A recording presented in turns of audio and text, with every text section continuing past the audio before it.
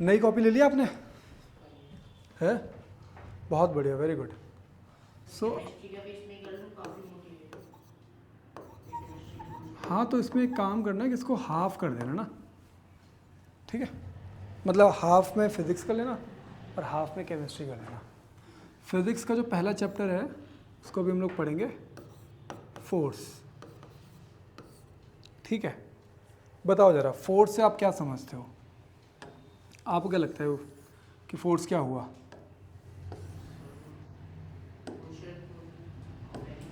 हाँ, any kind of push और pull is force.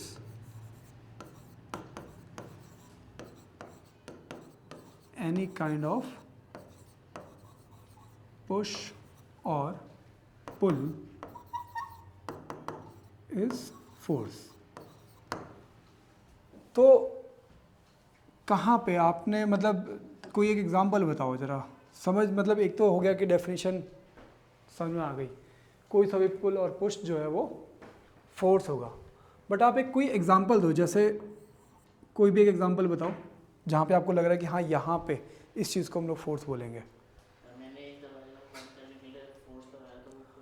बिल्कुल, मतलब अगर आप डोर को ओपन या फिर क्लोज कर रहे हो, डोर को ओपन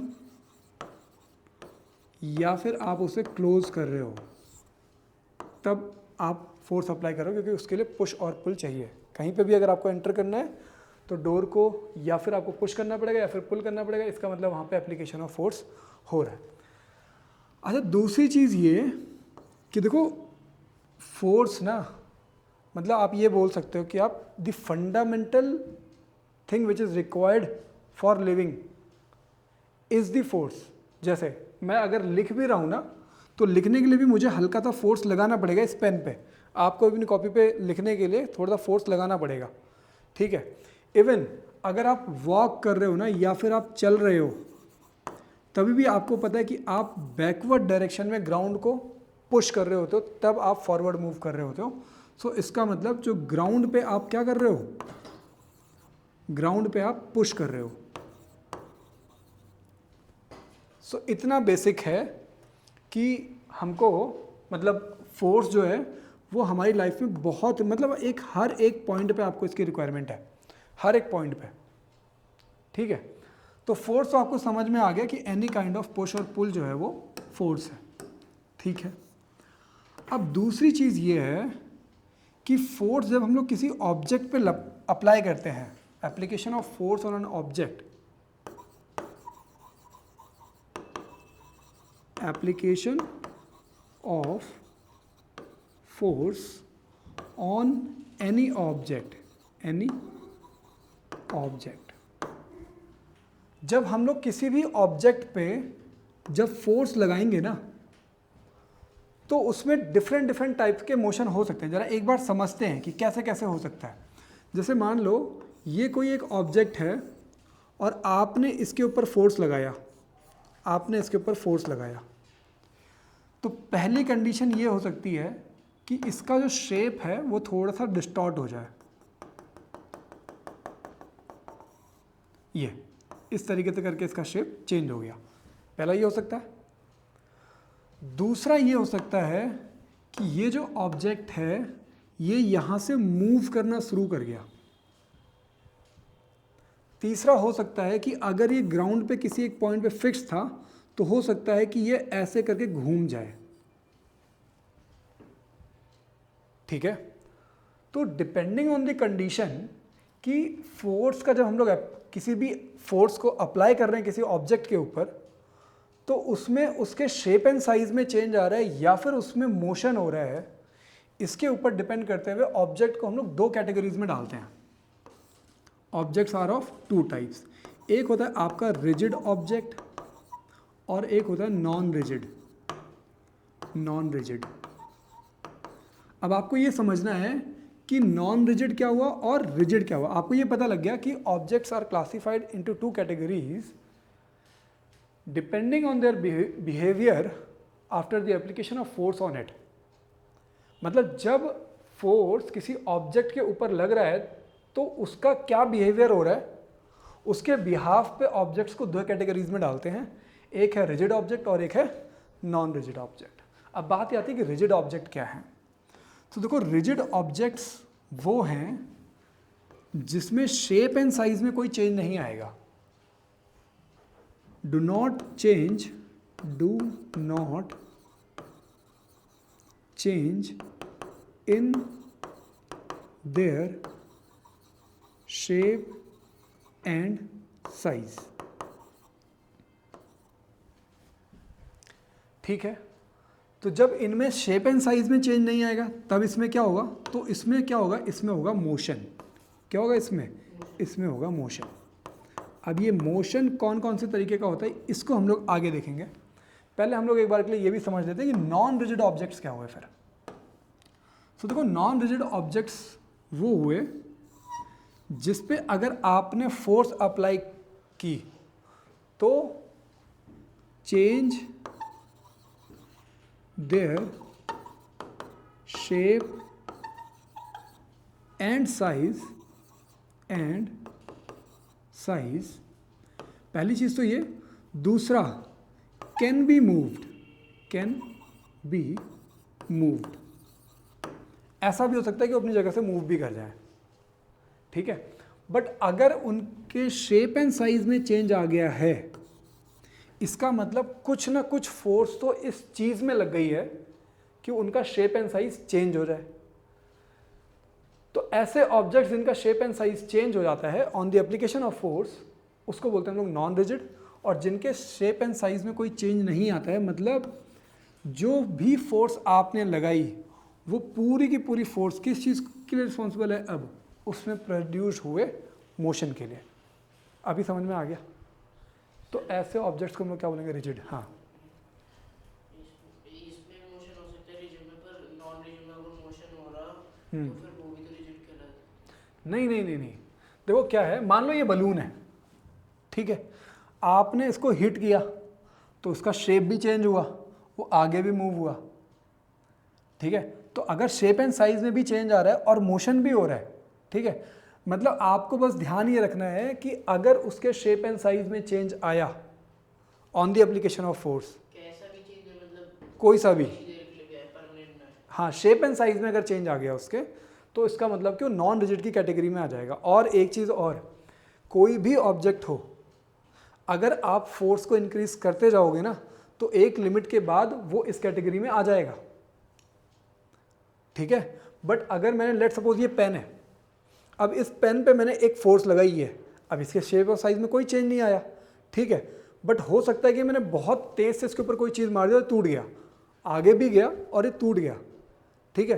तो इसके मोशन की हेल्प से आप अमाउंट ऑफ फोर्स पता नहीं कर पाओगे। क्यों? क्योंकि कुछ फोर्स तो इसको तोड़ने में लग गई ना। तो इसलिए हम लोग इस कंडीशन को फिर हम लोग रिजिड में नहीं लेंगे। नॉन रिजिड का फोर्स हम लोग कैलकुलेट नहीं कर सकते रिजिड। हाँ भाई दी, क्योंकि उसमें कितना मोशन आ रहा है उसकी हेल्प से हम लोग ये गेस नहीं कर पाएंगे कि फोर्स कितनी लगी थी। क्यों? क्योंकि कुछ ना कुछ फोर्स उसको तोड़ने में या फिर उसका शेप एंड साइज को चेंज करने में लग गई है ना, ठीक है। बट अगर किसी ऑब्जेक्ट में सिर्फ और सिर्फ क्या हो रहा है, मोशन हो रहा है, on the application of force सिर्फ और सिर्फ मोशन हो रहा है, हम लोग ये वाली स्टडी करेंगे। अभी हम लोग मान के चलेंगे कि जो भी हम लोग फोर्सेस अभी लगा रहे हैं वो किस पे लगा रहे हैं, रिजिड ऑब्जेक्ट पे लगा रहे हैं। अच्छा अभी रिजिड ऑब्जेक्ट्स क्या होते हैं, ये चीज़ एकदम क्लियर हो गई है, ठीक है। फिर सो अब हम लोग बात करते हैं कि ये जो मोशन है ना रिजिड ऑब्जेक्ट्स में, जब आपने फोर्स लगाया तो उसमें जो मोशन हो रही है ना वो किस टाइप की मोशन है, इसको हम लोग समझेंगे, ठीक है। तो ये जो मोशन है on the application of force, ये दो टाइप की मोशन हो सकती है। पहला ये कि यहाँ पे हो ट्रांसलेशनल मोशन,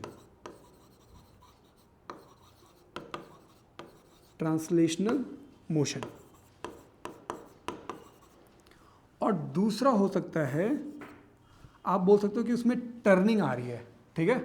तो टर्निंग बोल दो, टर्निंग इफेक्ट। तो प्रॉपर वर्ड जो आपके बुक में यूज हुआ है वो है रोटेशनल मोशन, रोटेशनल मोशन।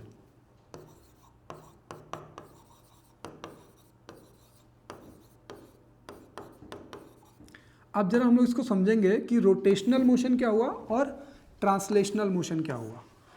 देखो अगर मान लो कोई एक ऑब्जेक्ट है और ये फ्री टू मूव है ये ऑब्जेक्ट। इसमें ध्यान रखना कि ऑब्जेक्ट की जो मेन कैटेगरी हो, मतलब जो इसके लिए बहुत इंपॉर्टेंट चीज़ है वो है free to move. Free to move, ये ऑब्जेक्ट क्या है? फ्री टू मूव है। इसका मतलब अगर आपने इसके ऊपर फोर्स लगाई, on the application of force, ये ऑब्जेक्ट आगे की तरफ स्ट्रेट लाइन में जाना शुरू कर देगा। कहाँ पे? मोशन इन स्ट्रेट लाइन शुरू हो जाएगा। Motion in straight line. Straight line मतलब जहाँ पे भी है, अगर आपने उसके ऊपर फोर्स लगाई तो ये आगे की तरफ मूव करना शुरू कर देगा। तो अब बात आती है कि रोटेशनल मोशन क्या हुआ फिर। तो रोटेशनल मोशन के लिए आपको ये ध्यान देना पड़ेगा कि यहाँ पे होता है टर्निंग इफेक्ट। रोटेशनल मोशन के लिए क्या होगा? टर्निंग इफेक्ट होगा।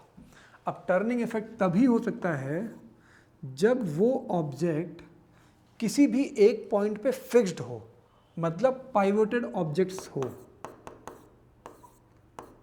पाइवोटेड ऑब्जेक्ट या फिर pivoted at a point. Pivoted at a point. अब इसको जरा समझेंगे कैसे हो रहा है, इसका मतलब क्या हो रहा है। इसको आप इस तरीके से समझ सकते हो। लेट सपोज ये कोई एक ऑब्जेक्ट है, यहाँ पे आपने मतलब कोई एक पेपर मान लो, और पेपर जैसे मान लो यही है, ये कैलकुलेटर ले लिया मैंने, ठीक है। ये कैलकुलेटर, ये ऑब्जेक्ट जो है ये कैलकुलेटर हो गया, और मैंने ये पॉइंट इसका फिक्स कर दिया है। अब मैं इसके ऊपर एक फोर्स लगा रहा हूँ, ये मैंने फोर्स लगाया, इसमें क्या हो रहा है? टर्निंग इफेक्ट आ रहा है ना, ठीक है। तो इसका मतलब जब आप इसके ऊपर फोर्स लगाओगे तो ये इस जिस भी पॉइंट पे ये पाइवोटेड हो रखा है उसके अबाउट ये घूमना शुरू कर देगा। इसी को बोलते हैं रोटेशनल मोशन या फिर टर्निंग इफेक्ट। यहाँ तक समझ में आ गया? आगे जरा देखते हैं। फिर ये है कि ये जो टर्निंग अभी, अच्छा पहले ये बताओ जरा, ये समझ में आ गया आपको? भी ट्रांसलेशनल मोशन समझ में आ गया, रोटेशनल मोशन क्या होता है ये भी समझ में आ गया, ठीक है। और आपको ये समझ में आ गया कि रोटेशनल मोशन के लिए जिस भी ऑब्जेक्ट में वो रोटेशनल मोशन हो रहा है उसको किसी एक पॉइंट पे क्या होना पड़ेगा? पाइवोटेड होना पड़ेगा, मतलब फिक्स होना पड़ेगा उसको, है। मतलब हमारे पास कोई बॉल है, हम उसको रोटेट कर रहे हैं वो फ्लोर पे, तो फिर उसमें भी टर्निंग इफेक्ट आ रहा है, रोटेशन मोशन आ रहा है, पर वो तो पाइवोट। एग्जैक्टली उसमें क्या हो रहा है देखो, उसमें क्या हो रहा है, इस चीज़ को ना जब हम लोग थोड़ा और इसको आगे पढ़ लेंगे ना तो आपको थोड़ा और अच्छे से समझ में आएगा। जैसे मान लो एक ग्राउंड है, ग्राउंड पे अगर कोई बॉल है, आपने इसको हिट किया, अगर आप बिल्कुल यहाँ पे हिट करोगे ना तो हो सकता है ये बॉल बिल्कुल एज इट इज़ ऐसे ही आगे जाए। कैसे? ऐसे ही ये इस तरीके से आगे चली जाएगी, ठीक है। अगर बिल्कुल आप कहाँ पे, बिल्कुल सेंटर में इसको हिट करोगे, अगर आपने यहाँ पे हल्का सा हिट किया तो हो सकता है कि ये ऐसे घूमते हुए आगे जाए। उसका रीज़न क्या है? उसका रीज़न है, और हाँ सेंटर पे भी मारने के बाद भी अगर ये घूम रहा है ना तो उसका रीज़न क्या है? फ्रिक्शन है ना, ग्राउंड से फ्रिक्शन लग रहा है, इस तरफ को फोर्स लग रहा है। ग्राउंड से जो फ्रिक्शन लग रहा है वो बैकवर्ड डायरेक्शन में लग रहा है, ये फॉरवर्ड डायरेक्शन। जहाँ पे भी दो फोर्सेस लगेंगी, नीचे की साइड हिट करा तो है नीचे हिट करा, यहाँ पे अगर आप हिट करोगे फोर्स से तो अगर ये ऊपर नहीं गई और ये सीधे सीधे जा रही है, तभी भी जब ये आगे मूव करेगी तो यहाँ पे अगर मान लो बॉल यहाँ पे पहुँच गई है तो इस जगह पे भी एक फ्रिक्शन है जो कि बैकवर्ड डायरेक्शन में लगेगा। एक फोर्स आपने ऊपर लगा दिया है, ग्राउंड पे बिल्कुल उसके फ्रिक्शन लग रहा है, तो लग गई दो फोर्सेस, और जहाँ पे भी दो फोर्सेस ऑपोजिट डायरेक्शन में लगती हैं वहाँ पे टर्निंग इफेक्ट क्रिएट होता है। तो इसका मतलब एक चीज़ हमें ये समझ में आई कि जो टर्निंग इफेक्ट है इसमें दो फोर्सेस काम कर रही होंगी। इसका मतलब उसको हम लोग अभी आगे पढ़ेंगे। अभी के लिए हमारे लिए ये ज़रूरी है कि भाई टर्निंग इफेक्ट जो क्रिएट हो रहा है, जो प्रोड्यूस हो रहा है, वो ड्यू टू कि वो जो ऑब्जेक्ट है वो कहीं ना कहीं पे तो पाइवोटेड है, ठीक है। तो आप ये बोल सकते हो कि फिक्स्ड पॉइंट ऑफ, मतलब एक फिक्स्ड पॉइंट है उसका, उस ऑब्जेक्ट का। आगे बढ़ते हैं ज़रा।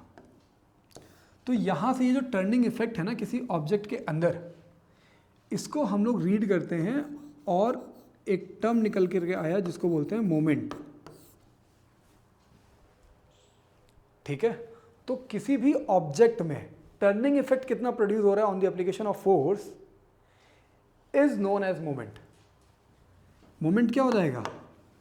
मोमेंट हो जाएगा turning effect, turning effect produced in any object on the application of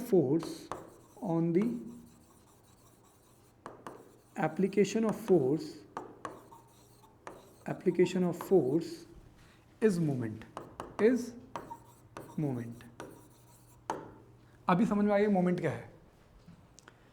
कि किसी भी ऑब्जेक्ट के अंदर जो टर्निंग इफेक्ट है। अच्छा, अब अगर ये चीज़ हो गई है कि टर्निंग इफेक्ट जो प्रोड्यूसर है उसको हम लोग मोमेंट बोल रहे हैं, तो बात ये आती है कि ये जो फैक्टर्स कौन से हैं जिसके ऊपर ये टर्निंग इफेक्ट डिपेंड करेगा। The factors on which this turning effect और मोमेंट डिपेंड्स, ऐसे कौन से फैक्टर हैं? सेम वही है, मोमेंट ऑफ फोर्स वही है, सेम चीज़ है। Moment is moment of force. हाँ, टॉर्क भी वही चीज़ है जो टर्निंग इफेक्ट है, ठीक है। सो फैक्टर्स ऑन विच मोमेंट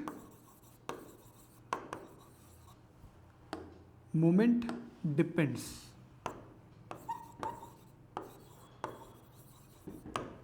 ठीक है। मोमेंट या फिर टर्निंग इफेक्ट जो है वो किन किन फैक्टर्स के ऊपर डिपेंड करेगा।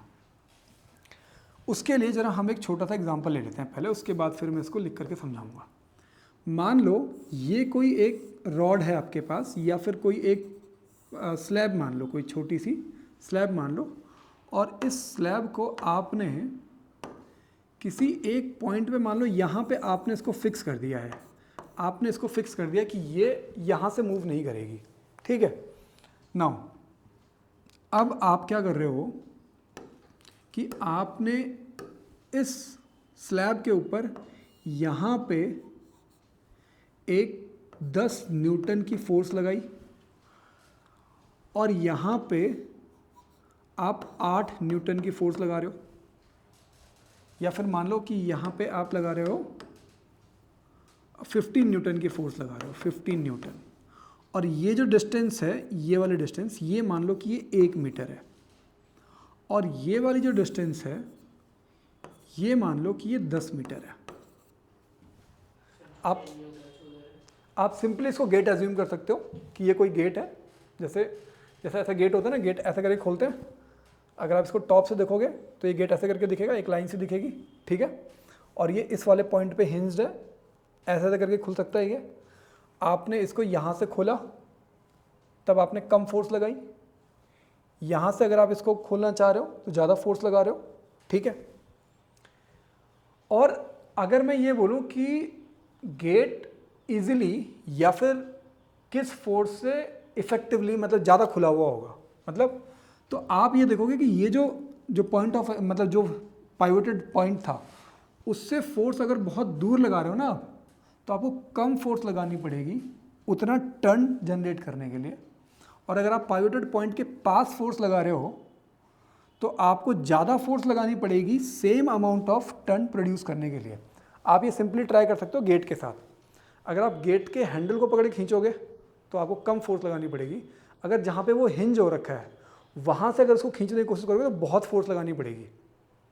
तो इसका मतलब कि ये जो टर्निंग इफेक्ट है ना, ये दो चीज़ों के ऊपर डिपेंड कर रहा है। एक तो है द मैग्नीट्यूड ऑफ फोर्स। क्या? Magnitude of force. Magnitude of force पहली चीज़ किस पर डिपेंड कर रही है? Magnitude of force. मतलब वो जो फोर्स है, आपने 10 न्यूटन लगाई, 20 न्यूटन लगाई, 25 न्यूटन लगाई, जितनी ज़्यादा फोर्स लगाओगे उतनी ज़्यादा टर्निंग इफेक्ट क्रिएट होगा। दूसरा जो है वो है परपेंडिकुलर डिस्टेंस। मतलब देखो, ये जो फोर्स यहाँ से लग रही है, यहाँ से और यहाँ तक जो पॉइंट ऑफ हिंज है उसके बीच में डिस्टेंस कितना है। अगर इस डिस्टेंस को अगर आप बढ़ा दोगे तो फोर्स आपको कम लगानी पड़ रही है। इसका मतलब कि परपेंडिकुलर डिस्टेंस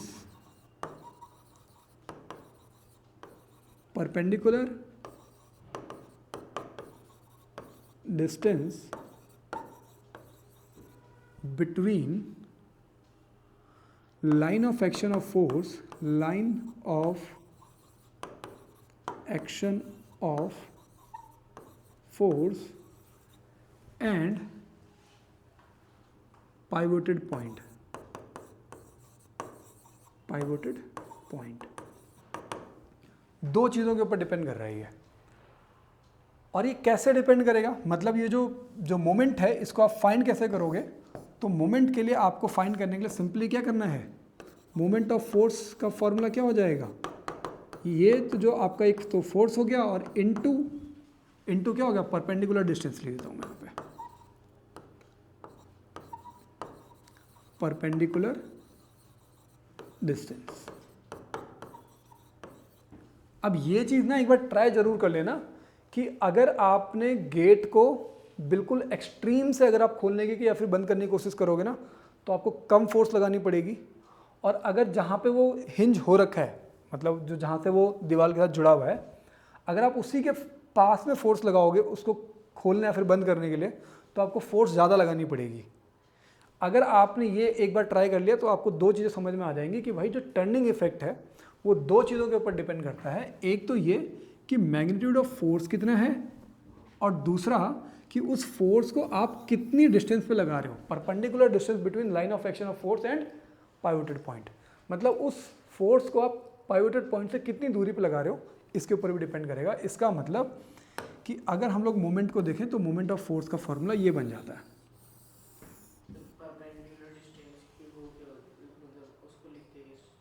परपेंडिकुलर डिस्टेंस को लिखेंगे कैसे, सिंपली आप इसको डिस्टेंस मान करके चलो। अभी जब मैं आगे उसको कैलकुलेट करना बताऊंगा ना तब आपको ये चीज़ ज़्यादा अच्छे समझ में आ जाएगी कि एग्जैक्टली हम लोग उसको फाइंड कैसे करेंगे।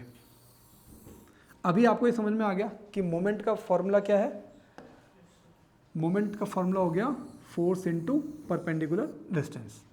अब अगर कोई एक क्वांटिटी आ गई है हमारे सामने तो अब दूसरी चीज़ ये होती है कि इसकी एसआई यूनिट क्या होगी, इस मोमेंट ऑफ फोर्स की, ये जो मोमेंट ऑफ फोर्स है लिख भी देना, ये मोमेंट ऑफ फोर्स है, ठीक है,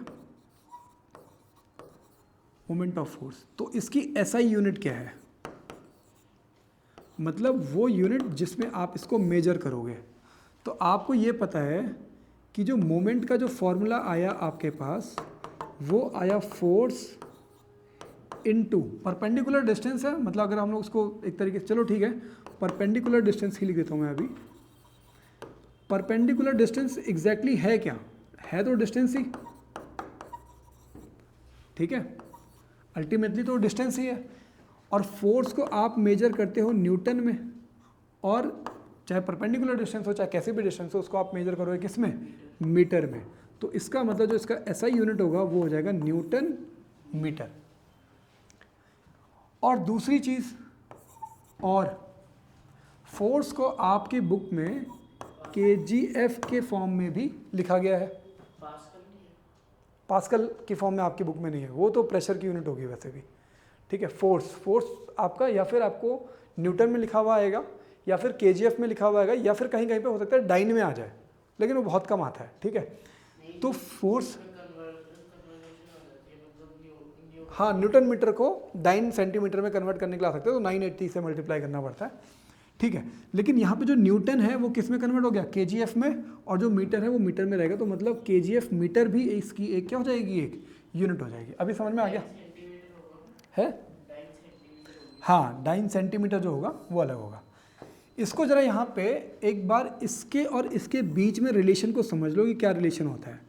KGF is the normal force, मतलब अगर आप किसी भी चीज़ का, जैसे लेट्स सपोज अगर आप वेट फाइंड कर रहे हो तो वेट आप केजी में फाइंड करते हो, तो आप सीधे सीधे ये बोलते हो कि जितना भी उसका वेट है वही हमारा फोर्स है, ठीक है। तो वो हमारा क्या होगा, केजीएफ हो गया। सो इसका मतलब लेट्स सपोज अगर आपने कहीं पे 1 केजी अगर आपने फाइंड किया किसी चीज़ का मास और उसको आप सीधे फोर्स के टर्म में बोल रहे हो तो 1 केजीएफ हो गया वो। अब ये न्यूटन में कितना होगा, तो न्यूटन में होगा ये जी न्यूटन। अच्छा, जी क्या हुआ, तो ये जी होता है तुम्हारा acceleration due to gravity, acceleration due to gravity.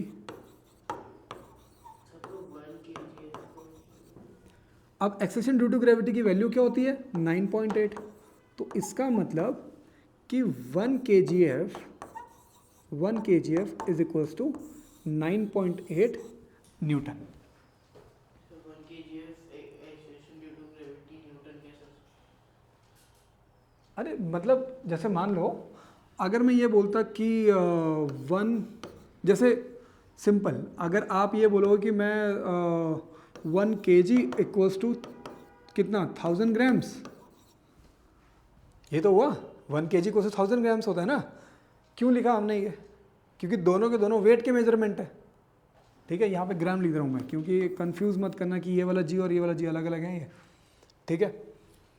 तो क्योंकि दोनों वेट की मतलब मास के यूनिट्स है, तो 1 kg इक्वल्स टू 1000 ग्राम हो गया। ये क्या है kgf क्या हुआ? फोर्स की यूनिट है। और यहाँ पे ये जो न्यूटन है ये भी फोर्स की यूनिट है। तो फोर्स न्यूटन में और kgf में क्या रिलेशन है? जैसे यहाँ पे आपने kg और ग्राम का रिलेशन देखा, वैसे यहाँ पे kgf और न्यूटन का रिलेशन देख रहे हो। तो मैं बोल रहा हूँ यहाँ पे आपने 1000 लिख दिया था, बट यहाँ पे 1000 नहीं आएगा, यहाँ पे क्या आएगा? g आएगा। g की वैल्यू क्या है? 9.8, मतलब 1 kgf में कितना होता है? 9.8 न्यूटन होता है। अभी समझ में आ गया? ठीक है, कोई डाउट तो नहीं है अभी? यहाँ तक चीज़ें क्लियर है? चलो फिर आगे बढ़ते हैं ज़रा। तो इसका मतलब कि अगर आप 1 kgf मीटर लिखोगे तो यहाँ पे 9.8 न्यूटन मीटर के इक्विवेलेंट आ जाएगा वो। अभी समझ में आ गया? ठीक है, ये अभी हमने क्या देखा? Relationship between kgf and Newton. ठीक है, इसको लिख देना, relationship between kgf and Newton.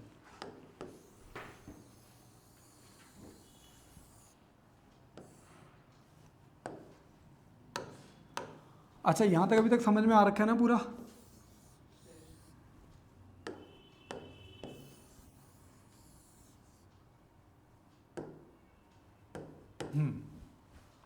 ठीक है, आगे बढ़ते हैं जरा ना।